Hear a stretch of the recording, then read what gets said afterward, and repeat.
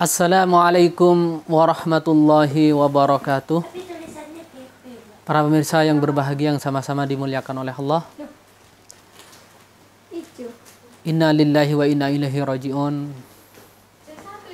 SHD Sarung tertipu di salah satu kota Gresik.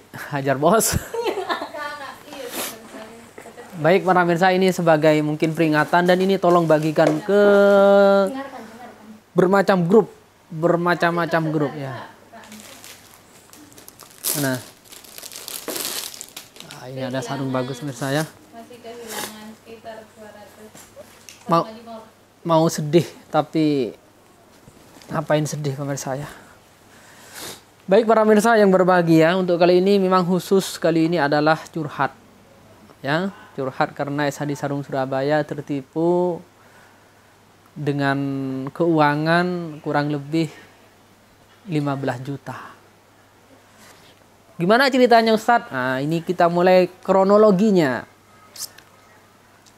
Pertama saya kemarin memang agak sakit, kurang sehat.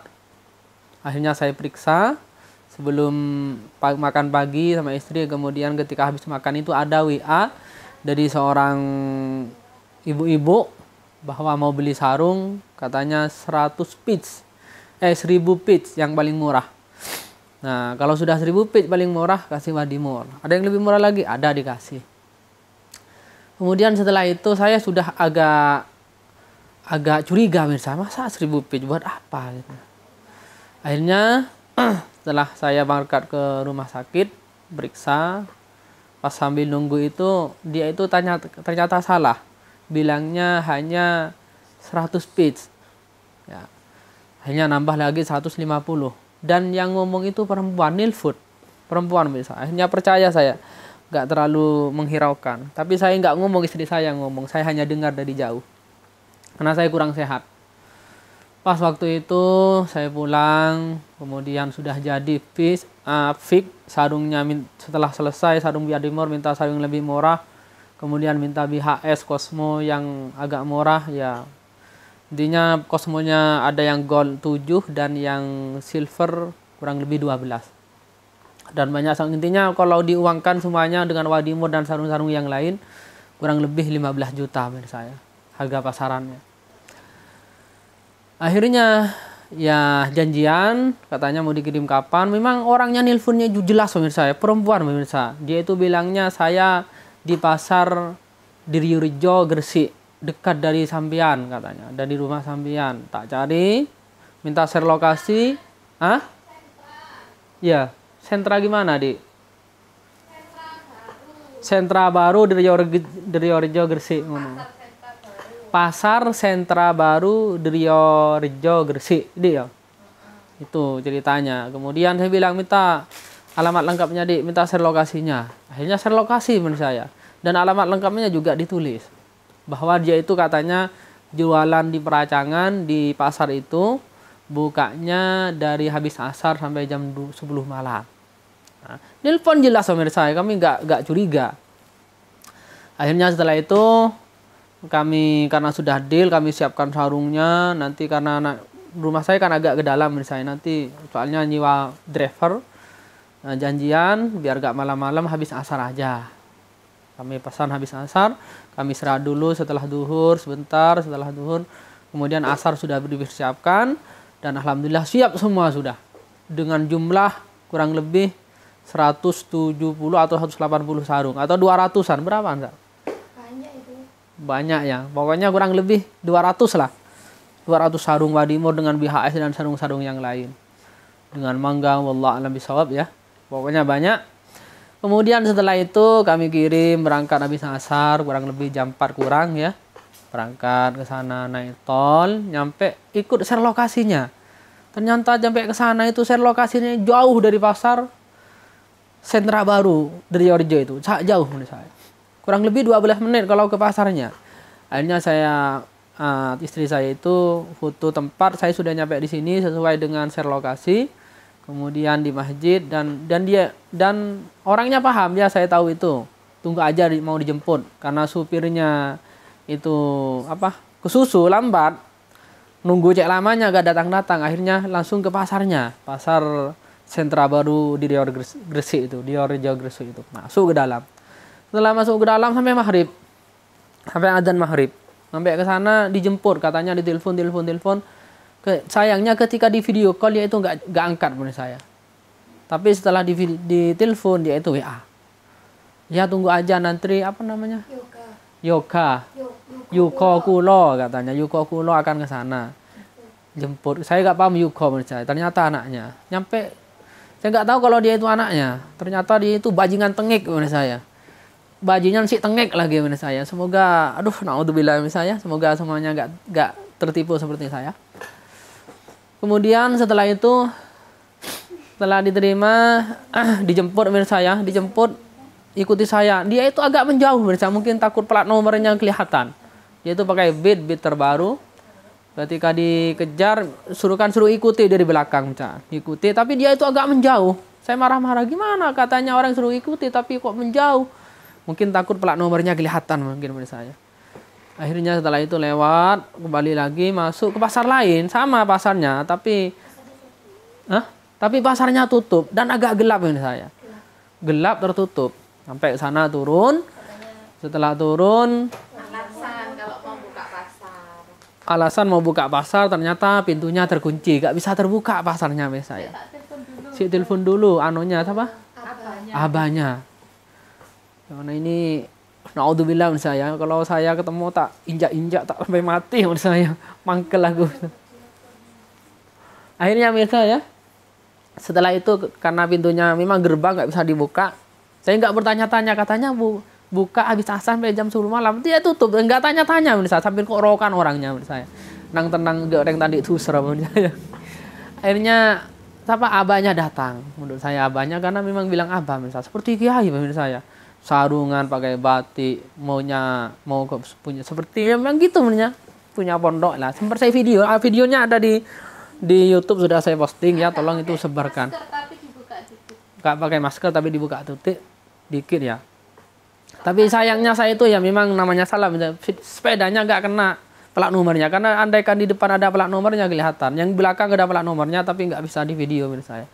Andaikan bisa diurus ya. Terus setelah itu menurut saya banyak cerita, akhirnya begini, sarungnya itu diturunkan di sana, di pasar gelap itu. Pasar nggak buka itu. Wadimurnya diturunkan semua. Sama biahnya diturunkan semua, setelah diturunkan semua, orangnya bilang, nanti sebagian tak bawa ke rumah, karena mau dikasihkan ke ustadz katanya. Ke takmir masjid, takmir pondok. Saya yakin menurut saya, memang penampilannya seperti kiai, ustadz lah. Ustaz bajingan, tengik gitu menurut saya. Angkel aku. Ya, akhirnya ya banyak ngomong menurut saya, pokoknya sok sibuk menurut saya, ini nanti tak bawa sepeda katanya. Semuanya disapa. Supirnya saya, semuanya disapa. Kemudian BHS itu misalnya letakkan di sepedanya 2. Sholat maghrib di dalam. Suruh surat, ini belum sholat Pak, monggo sholat maghrib di dalam di rumah. Ada yang bilang supirnya mau ngopi di rumah katanya menurut saya. Nanti ikuti ya di dalam gitu. Dalam itu kan rumahnya kiai. Saya nggak curiga menurut saya. Akhirnya suruh ikuti pelan-pelan. Setelah sarung itu diletakkan di sepedanya, BHS semuanya, kemudian ada sebagian yang paling murah itu ada di dalam mobil. Yang paling murah itu ada dalam mobil menurut saya. Ini nggak punya prasangka jelek. Saya bilang jangan suudzon. Saya bilang dari awal jangan suudzon. Ternyata diikuti sepeda itu kok tambah cepat menurut saya. Cepat. Sampai masuk ke lorong jalan agak sempit. Di situ ada pertigaan, langsung hilang. Belok kiri hilang. Ketika hilang, ya saya nggak punya buruk sangka. Istri saya sudah mulai kambuh sudah. Rasa khawatirnya karena memang belum bayar misalnya COD orangnya. Maunya COD. Tapi belum bayar. Karena saya belum sholat maghrib, diajak ke rumahnya, ya saya kirain karena COD itu mau bayar di rumah, karena dia gak bawa apa-apa, hanya sepeda. Kirain bawa ke rumahnya, ya ternyata di tengah jalan dia itu hilang. Ya saya gak punya prasangka buruk, karena memang waktunya sholat maghrib. Ya kami tunggu berhenti di pinggir musola, sholat dulu daripada sholatnya ditinggal. sholat. Habis sholat ya saya nggak punya pikiran yang lain lah. Sepenting saya sholat, ngimami dengan imam dengan istri dan supirnya dan karyawannya, Nisa namanya yang ikut. Ada 4 orang dari kita itu.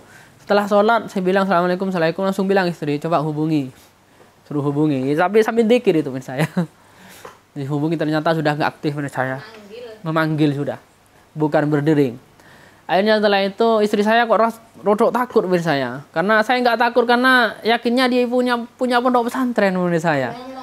Ngomongnya ke dalam ya saya nggak tahu karena dia sarungan pakai batik lah, koyok ustad lah, koyok syekh al goblogi lah, al gendengi al toloni al bangsati ya. Terus setelah itu saya hilang ya, kami sholat, habis sholat gimana ini katanya istri saya, rodok takut saya sama Nisa yang bilang gimana. Akhirnya cari pondoknya aja, tanya ke orang, ya memang ada pondok tapi bukan itu, gak ada Fauji, namanya Fauji bilangnya saya, bilangnya di WA itu Fauji bukan Fauji. Akhirnya wislah kita balik ke tempat pasar yang tadi itu, nyampe balik ternyata sarung sudah gak ada, nomor sudah gak aktif. Akhirnya supir sukunya tetap tutup, supirnya izin minum kopi. Saya mikir, ya Allah ini mungkin tertipu ya, kita ditipu ya. Baru yakin kalau ditipu saya. Istri saya mau nangis, nggak boleh nangis. Ini milik Allah. Ajar bos. Ya intinya gitu saya. Ya akhirnya lemes, ya mau nangis gimana saya sudah gak jadian. Memang ketika kita ngomong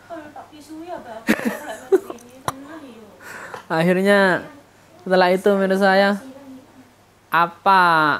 ketika saya ngomong ke orang itu suruh sabar ketika kehilangan, sekarang kena saya sendiri harus belajar sabar itu menurut saya. Ya intinya begitu menurut saya. Itu kronologi kejadian. Saya sarankan tolong video ini sebarkan ke bermacam-macam, download kalau bisa, bagikan ke teman-teman yang jualan sarung atau teman-teman siapa biar tidak tertipu terjadi kepada saya, tidak terjadi seperti yang kejadian terjadi kepada saya, terutama yang daerah Surabaya. Ya, saya dulu pernah tapi nggak sampai terjadi, nggak sampai dikirim. Sekarang ini ketemu ya, ditipu di depan mata. Aslinya saya nggak mau ikut saya karena saya kurang sehat. Karena saya khawatir kepada istri saya ini, istri saya dan Nisa ini sama-sama perempuan. Saya rada khawatir lah, walaupun sakit dipaksakan saya. Kata istri saya suruh tidur dalam mobil nggak apa-apa. Ya Allah, ya itulah kejadian saya. Kalau saya gak ikut mungkin saya marah-marah ke istri. Tapi karena saya ikut, tahu kenyataannya yang saya yang tertipu, mau marah gimana? Gak jadi marah. Ya baik menurut saya, intinya video ini tolong dibagikan sebanyak-banyaknya biar tidak terjadi kejadian seperti yang terjadi kepada kami. Mungkin itu saja. Semoga kita semuanya diberi kesabaran dan semoga yang menipu kami ya, jika memang dia umat Rasulullah, orang Islam, semoga oleh Allah dosanya diampuni. Yang pertama, yang kedua, semoga cepat bertobat, dapat hidayat, lebih-lebih bisa mengembalikan apa yang diambil dari kami. Tapi kalau yang tidak bertobat, ya Allah, tolong cepat ambil nyawanya ya Allah. Aminkan, tolong aminkan. Cepat ambil nyawanya, biar dosanya tidak bertambah, tidak menular kepada keturunannya. Amin amin ya rabbal alamin. Mungkin itu saja saya. Ihdinas siratal mustaqim. Assalamualaikum warahmatullahi wabarakatuh.